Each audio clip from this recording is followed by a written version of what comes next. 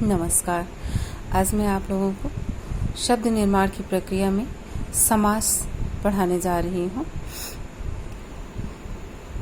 शब्द निर्माण की प्रक्रिया उपसर्ग प्रत्यय के साथ साथ समास द्वारा भी हो सकती है।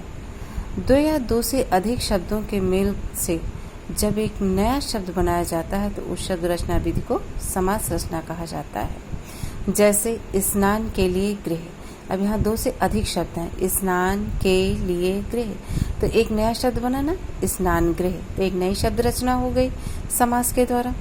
तो 10 हैं जिसके आनन, इसमें 4 शब्दों को मिलाकर एक नया शब्द हो गया, संक्षिप्त किया गया दशानन। घोड़े पर सवार, घुड़सवार।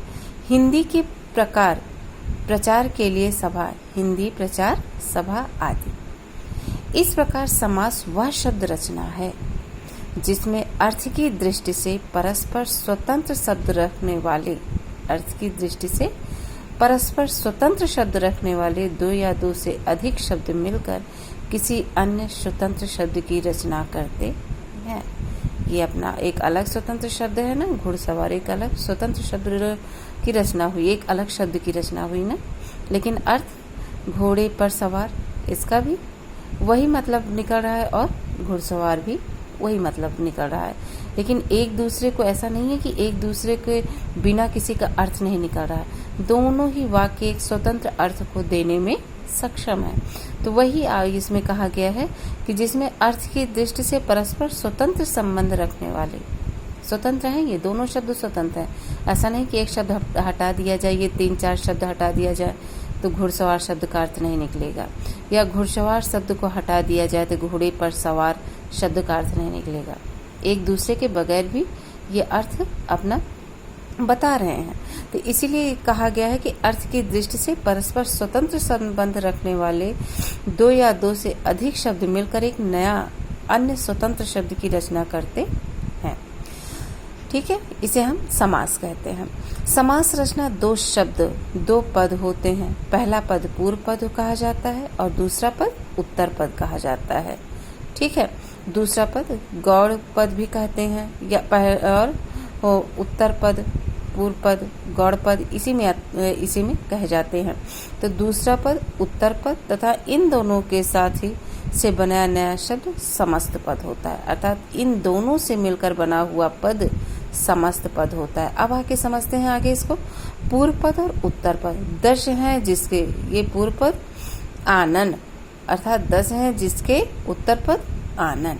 तो अब ये दोनों को मिला करके जब किया गया तो समस्त पद हो गया दशानन।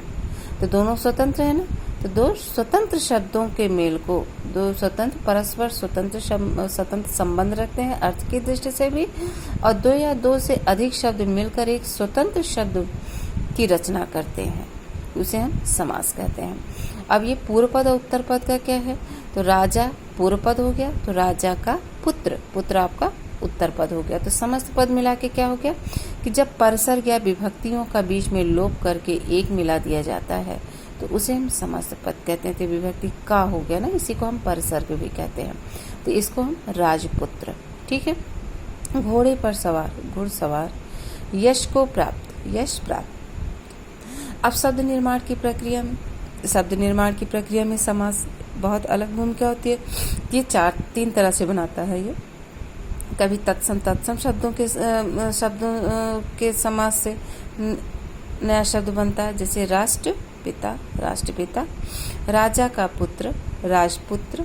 ये तत्सम शब्दों से मिलाकर बना है, शब्दों के समास से बना है। स्नान के लिए, स्नान गृह। ठीक है, अब तद्भव शब्दों से भी मिलता है, बन करके एक समास, नए शब्दों की रचना करते हैं समास के द्वारा। अब घोड़े पर सवार, घुड़सवार, ये तद्भव शब्द हो गए। अब आके विदेशी शब्दों के समास से नया शब्द भी बनता है, विदेशी शब्दों के समास से भी नया शब्द बनता है। जैसे हवा का जहाज, तो एक नया समस्त पद बना ना, समास बना ना, हवाई जहाज। तो विदेशी शब्द हवा का जहाज, हवाई जहाज एक विदेशी शब्द हो गया, हवाई जहाज था, हवा का जहाज। तो नया, तो ये विदेशी शब्दों के समास से नए शब्द बन रहे हैं। अब समास प्रक्रिया में शब्द निर्माण कितने तरह के बता दिए गए हैं इसमें। तत्सम तत्सम शब्दों के समास से शब्द निर्माण हो रहा है। तद्भव तद्भव शब्दों के समास से शब्द निर्माण हो रहा है। और विदेशी विदेशी शब्दों के समास से शब्द निर्माण हो रहा है। ये आपका समास हुआ और समास के द्वारा नए शब्द रचना भी हो गई, वो भी 3 तरह के। अब समास के भेद। समास के निम्नलिखित 4 प्रमुख भेद होते हैं। तत्पुरुष समास। तत्पुरुष समास के ही 2 भेद माने गए हैं, द्विगु समास और कर्मधारय समास। दूसरा आपका बहुब्रीहि समास, तीसरा आपका द्वंद्व समास और चौथा आपका अव्ययीभाव समास। ठीक है, तो संस्कृत में द्विगु और कर्मधारय समास को अलग भेद माना गया, तो इसलिए संस्कृत में इसके समास के कितने भेद हो गए? 6 भेद हो गए। लेकिन हिंदी में इनकी चर्चा तत्पुरुष समास के अंतर्गत ही की गई है। अब आइए पहले पढ़ते हैं तत्पुरुष समास। तत्पुरुष समास क्या है? जहाँ पूर्व पद विशेषण होता है। विशेषण किसे कहते हैं? किसी शब्द की विशेषता को जो बताए उसे हम विशेषण कहते हैं। तो जहाँ पूर्व पद पहला पद विशेषण होने के कारण गौड़ हो जाता है और उत्तर पद विशेष होने के कारण प्रधान होता है, वो तत्पुरुष समास होता है। इस प्रकार तत्पुरुष समास में सदैव पूर्व पद गौड़ और उत्तर पद प्रधान होता है। तो पूर्व पद गौड़ और उत्तर प्रधान 2 पहचान बताए तत्पुरुष के। एक पूर्व पद विशेषण होगा और उत्तर पद विशेष हो गया। पूर्व पद गौड़ होगा और उत्तर पद प्रधान होगा। अब सामान्यतः तत्पुरुष समास 2 प्रकार से बनते हैं। किससे बनते हैं? संज्ञा और संज्ञा के समास से। संज्ञा और संज्ञा के समास से। जैसे तत्पुरुष समास 2 प्रकार से बनते हैं, युद्ध और क्षेत्र। तो युद्ध भी संज्ञा है, किसी का नाम है, और क्षेत्र भी नाम है। तो युद्ध का क्षेत्र। स्नान के लिए गृह, स्नान और गृह, ये दोनों शब्द इसमें संज्ञा का बोध करा रहे हैं। तो संज्ञा दोनों है, संज्ञा और संज्ञा के समास से स्नान और गृह। घोड़े पर सवार, एक नया शब्द बन रहा है ना, तो ये घुड़सवार। ठीक है। और दान में वीर, तो अगर हम दानवीर को करेंगे तो दान भी देने की क्रिया है और वीर भी आपका, तो दान में वीर। देश का वासी, देशवासी। और राजा का कुमार, तो अब राजा और कुमार दोनों संज्ञा शब्द है ना, तो राजा का कुमार से राजकुमार हो गया। ठीक है। और अब क्या है? संज्ञा और क्रियामूलक शब्दों के समास से। संज्ञा, और अब इसमें एक पद आपका संज्ञा होगा और दूसरा पद आपका क्रियामूलक होगा। पहला आपका क्या था कि दोनों पद आपके संज्ञा का बोध कराएंगे। और इसमें क्या है तत्पुरुष समास में कि एक शब्द संज्ञा और दूसरा क्रियामूलक। जैसे शरण में आगत, तो शरण आपका संज्ञा और आगत आपकी क्रिया। सूखे द्वारा पीड़ित, सूखा पीड़ित। हस्त द्वारा लिखित, हस्त आपका संज्ञा और लिखित आपका क्रियामूलक हो गया ना, हस्त लिखित। आप पर बीती, तो आप बीती, ये तो संज्ञा और क्रियामूलक। तो सामान्यतः तत्पुरुष समास 2 प्रकार से बनते हैं। किससे? संज्ञा और संज्ञा के समास से और संज्ञा और क्रियामूलक शब्दों के समास से। ठीक है। और इसकी और क्या क्या पहचान इसमें बताई गई कि प्रथम पद आपका गौड़ होगा और उत्तर पद आपका विशेष से होगा। ठीक है। प्रथम पद आपका विशेषण होगा और दूसरा पद आपका विशेष से होगा। ठीक है। तो लिखा गया है किसके द्वारा? हाथ द्वारा लिखा गया है। बीत रही है किस पे? आप पर बीत रही है, आप बीती। पीड़ित है तो किससे पीड़ित है? सूखा द्वारा पीड़ित है। ठीक है। तो ये सारे शब्द आपकी विशेषण है ना, विशेषता को बता रहे हैं ना, किसी शब्द की विशेषता को बता रहे हैं। तो आपका यहाँ पे तत्पुरुष समास है। अब आइए तत्पुरुष समास के ये सब आपके उदाहरण हैं। ठीक है। अब तत्पुरुष समास की एक विशेषता और भी है कि ये विभक्तियों में बांटे जाते हैं। तत्पुरुष समास 6 विभक्तियों में। कहाँ से शुरू होता है कि कर्म को से लेकर के और सप्तमी में प पर तक होता है इसमें। तो इसमें जब भी होता है इसके बीच का लोप होकर के समस्त पद बनता है, संक्षेप समासिक पद बनता है, और जब विग्रह किया जाता है तो विभक्तियों के द्वारा इसकी पहचान की जाती है। कैसे? तो इस तरह इनके 6 भेद भी और बताए गए हैं कि यहाँ पे कैसे। अब आइए जैसे अनुभव जनित, अनुभव से जन्य, तो ये तृतीया तत्पुरुष समास हो गया, से लगा है ना। अब इसमें विभक्तियों का हर जगह प्रयोग दिखेगा। अब देखिए गृह स्वामी, गृह का स्वामी, षष्ठी तत्पुरुष हो गया ना। और दान में वीर, दानवीर, मी आया ना, ये सप्तमी तत्पुरुष हो गया। ठीक है, इसी तरह आपका ये विभक्तियों में बटा होता है तत्पुरुष समास। और कितनी विभक्तियों में? 6 विभक्तियों में। ठीक है, ये आपका तत्पुरुष समास हो गया। अब इसके बाद अब पहले जैसे बताया गया कि तत्पुरुष समास के उपभेद, तत्पुरुष समास के 2 उपभेद हैं। क्यों उपभेद हैं? क्योंकि तत्पुरुष समास की जो पहचान है कि दूसरा पद प्रधान होता है, उसी तरह कर्मधारय समास और द्विग समास का भी दूसरा पद प्रधान होता है। एक पद विशेषण होता है, दूसरा पद विशेष्य होता है। इसमें भी वही नियम चलता है क्योंकि वो तत्पुरुष समास से निकले हुए कर्मधारय समास और द्विग समास दोनों उन्हीं के समान समानता रखते हैं।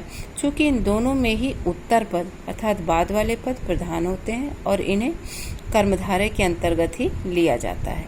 तो कर्मधारय समास वहाँ होता है जहाँ पूर्व पद विशेषण और उत्तर पद विशेष्य होता है। पूर्व पद तथा उत्तर पद में उपमेय उपमान का संबंध भी हो सकता है। कैसे उपमेय उपमान का संबंध होगा ये समझते हैं। विशेषण और विशेष्य, तो विशेषण और विशेष्य को ही उपमेय और उपमान। समस्त पद क्या है आपका? नीलकंठ। तो नीलकंठ है तो नीला है जो कंठ, तो कंठ यहाँ पे विशेष्य हुआ, प्रधान हुआ ना। कंठ की विशेषता बता रहा है। क्या बता रहा है विशेषण आपका? नीला है जो कंठ। तो दोनों में समस्त पद में पीतांबर, तो विशेषण है पीत है जो अंबर वस्त्र, तो यहाँ पे अंबर विशेष हुआ क्योंकि ये पीत है जो विशेषण है।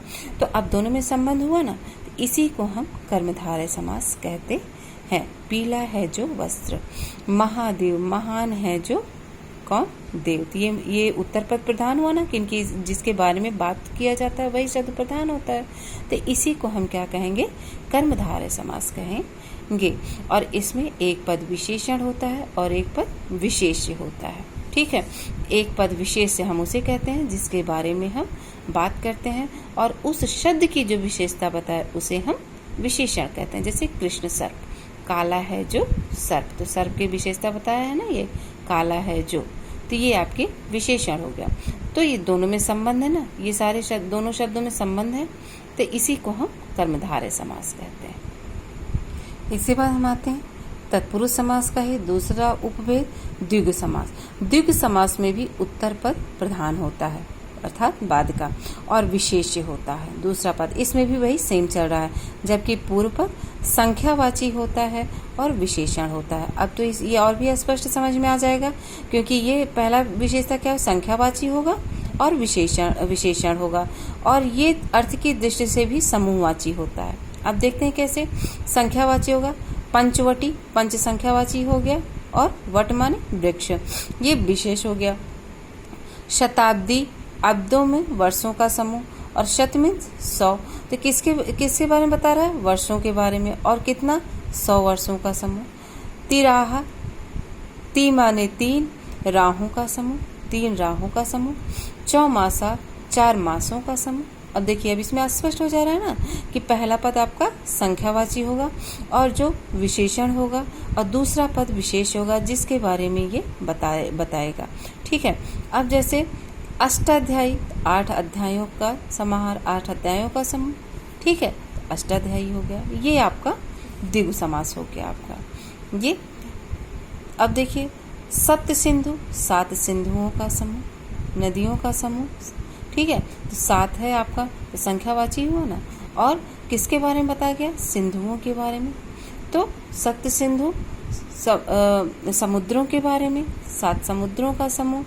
तो आपका ये द्विगु समास हो गया। बहुब्रीहि समास। बहुब्रीहि समास वहाँ होता है जहाँ समस्त पद में दोनों ही पद गौण होते हैं। अब दोनों पद मतलब प्रथम पद और उत्तर पद, ठीक है, उत्तर पद, पूर्व पद और उत्तर पद, ठीक है, तो दोनों पद ही गौण होते हैं। और कौन सा, कोई तीसरा पद मिलकर और दोनों मिलकर किसी तीसरे पद की ओर संकेत करते हैं या कुछ कहते हैं, ये तीसरा पद ही प्रधान होता है। अब इसमें दोनों पद प्रधान नहीं होते हैं। तीसरा पद जिसके बारे में कहा जाए वो पद प्रधान होता है। तीसरा प्रधान पद ही ज्ञान संदर्भ से ही होता है, अर्थात जो दोनों पद, ये प्रथम पूर्व पद और उत्तर पद से ही ये पता चल जाता है कि किसके बारे में बात हो रही है। जैसे पीतांबर, तो पीला है अंबर, तो पीला आपका प्रथम पद, अंबर आपका द्वितीय पद। तो अभी पीला है अंबर वस्त्र तक तो समझ में आ रहा है, लेकिन अगर लिख क्या है जिसका, तो इसके मतलब किसी तीसरे की प्रधानता दिखा रहा है। जिसका, पीला है वस्त्र जिसका, अर्थात श्री कृष्ण भगवान। यहाँ पे प्रमुख कौन हो गया, विशेषी कौन हो गया, श्री कृष्ण हो गया। और ये दोनों पद विशेषण हो गए, श्री कृष्ण के विशेषता बता रहे ना कि पीला है अंबर जिसका, श्री कृष्ण। दशानन, 10 है आनंद, अगर मुख तक है 10 है आनंद, तो 10 है आनंद तब तक तो कर्मधारय होगा। लेकिन अगर ये इसमें हम विग्रह करते हैं कि 10 है आनंद जिसके, तो जिसके हो गया, तो अब किसी तीसरे पद को आप हम परिलक्षित कर रहा है, तो अर्थात रावण, ठीक है। तो किसी किसी शब्द में आपका बहुब्रीहि समास और कर्मधारय समास दोनों होते हैं, लेकिन वो विग्रह के ऊपर डिपेंड होते हैं कि आपने उसका विग्रह कैसे किया है। अगर 10 है, पीला है अंबर, तो पीला है अंबर तक अगर है तो आपका वस्त्र कर्मधारय समास से परिलक्षित हो रहा। लेकिन अगर आपने इसको लगा दिया कि जिसका, तो ये आपको तीसरा पद आपका प्रधान होने लग जाता है, श्री कृष्ण भगवान। तो ये आपका बहुब्रीहि समास हो जाता है।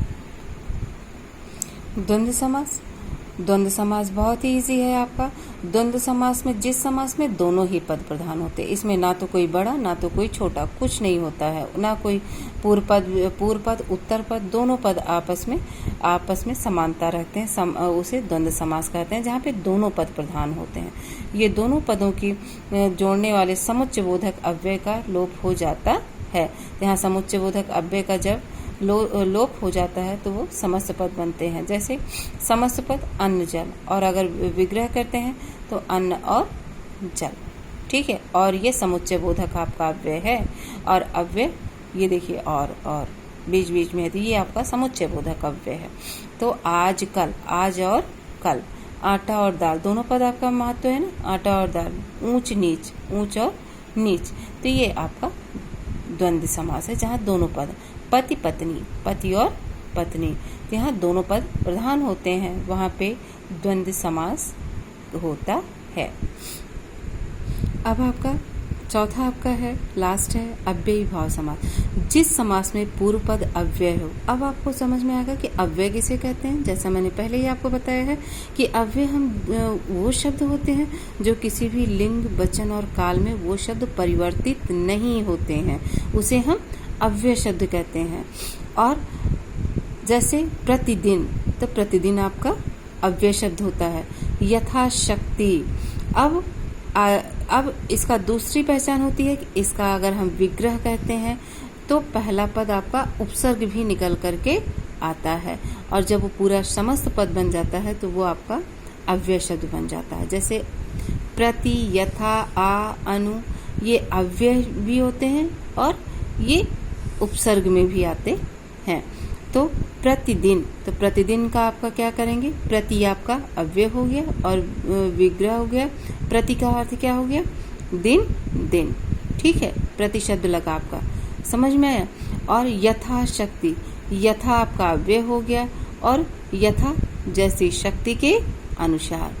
आमरण, मैंने कहा था ना कि उपसर्ग भी होगा ना, तो आ उपसर्ग, तो आमरण माने तक पे लिया गया है, तो मरण तक, ठीक है। आमरण, लोग कहते हैं ना कि आमरण अनशन, अर्थात मरण तक अनशन जो होता है, तो आमरण अनशन, मरण तक। अनुरूप, अनुरूप के योग्य। आजन्म, जन्म से लेकर, यहाँ पे देखिए सब यथोचित, रातों रात, प्रत्येक, ये समस्त पद आपका एक अव्यय शब्द बना रहे हैं जो कभी भी चेंज नहीं हो सकते हैं, लिंग, वचन और काल के अनुरूप चेंज नहीं होते हैं।